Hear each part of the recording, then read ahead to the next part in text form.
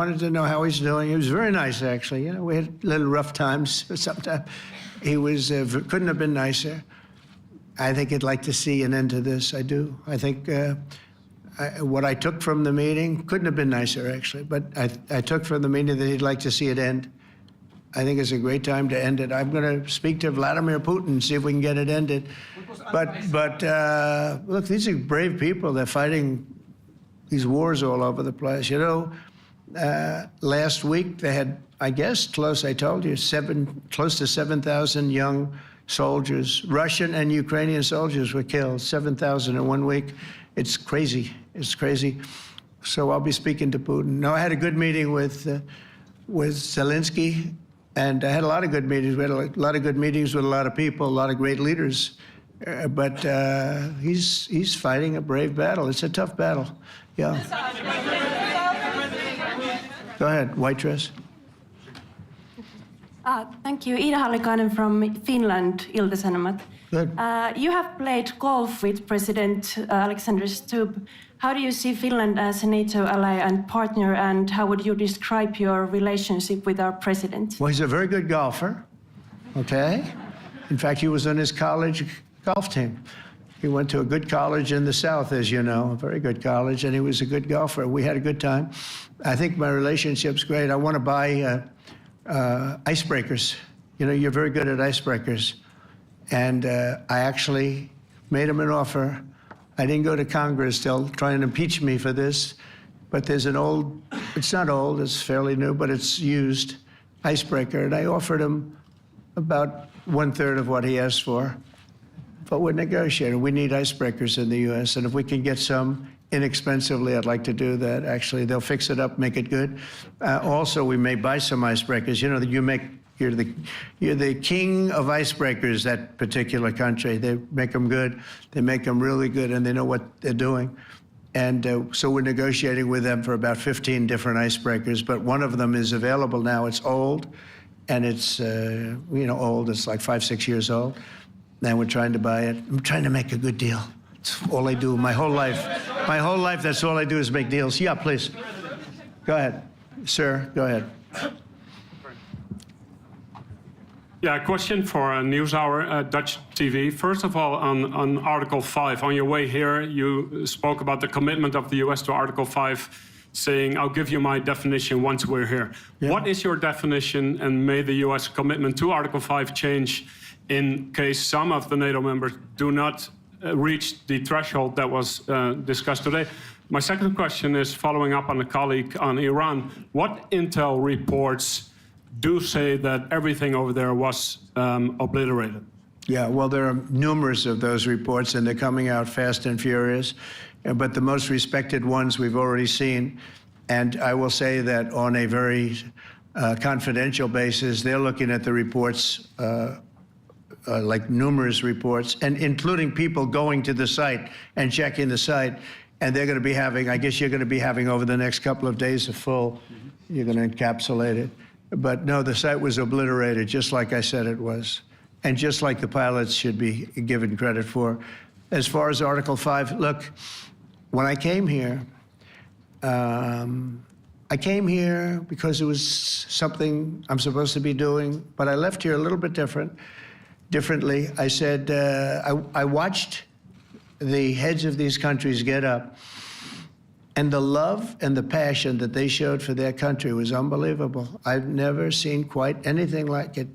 They want to protect their country, and they need the United States. And without the United States, it's not going to be the same. And you can ask Mark, or you can ask any of the people that were there. It was really moving to see it. They loved their country. They were so respectful of me because I'm the head of the United States. And I made, the King of Saudi Arabia, when I was in the Middle East, so I was in Qatar for a different reason, not a reason to get shot at. We were in there for economic development reasons, Qatar, UAE, and Saudi Arabia. All three leaders of those countries, and we took back $5.1 trillion into the United States.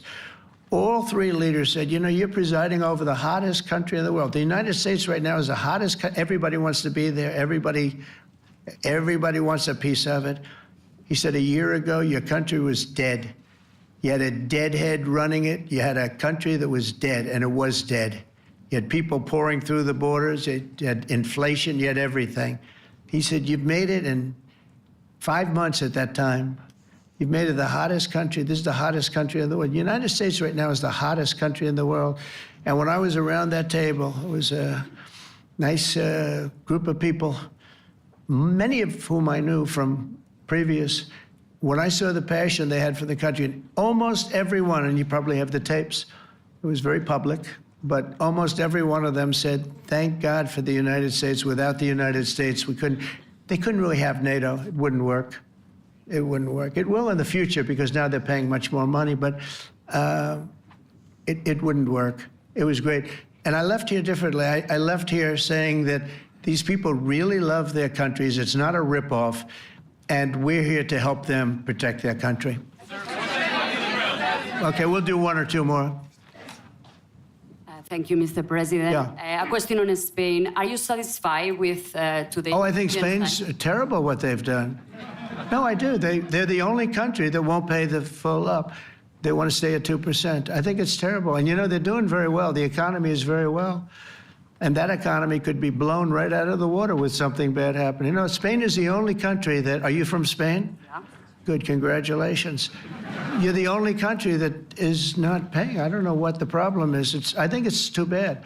So we'll make it up. You know what we're going to do? We're negotiating with Spain on a trade deal. We're going to make them pay twice as much. And I'm actually serious about that. We're going to make Spain... I like Spain. I have so many people from Spain that it's a great place and they're great people. But Spain is the only country out of all of the countries that refuses to pay. And, you know, so they want a little bit of a free ride. But they'll have to pay it back to us on trade because I'm not going to let that happen. It's unfair. It's unfair to NATO. All right, sir, please. Go ahead, right in the back. Yeah, you, tall one. The tall man. Mr. President, Johannes Petra from Austrian National Television. How are you? You once said that you would end the Ukraine war in 24 hours. You later said you said that sarcastically. Well, of course it was sarcastic. But you've now been in office for 5 months and 5 days. Why have you not been able to end the Ukraine war? Because it's more difficult than people would have any idea. Vladimir Putin has been more difficult. Frankly, I had some problems with Zelensky. You may have read about him. And it's been more difficult than other wars. I mean, look, we just ended a war in 12 days that was simmering for 30 years, frankly. We ended Rwanda and the Congo. It's coming to sign the documents. We've already signed basic documents, but they're coming, I think, to the White House on Friday. We ended, Serbia was going to go at it. But maybe the most important of all, India and Pakistan. And that wasn't whether or not they may someday have nukes like we're talking about in the Middle East, like we're talking about with Israel and Iran. This is they have nuclear weapons. I ended that with a series of phone calls on trade. I said, look, if you're going to go fighting each other, it was getting very bad. You know how bad that last attack was. It was really bad. If you're going to go fighting each other, we're not doing any trade deal. No, no, no, you have to do a trade deal. I said, we're not doing any trade deal. And in fact, I had the general, who was very impressive.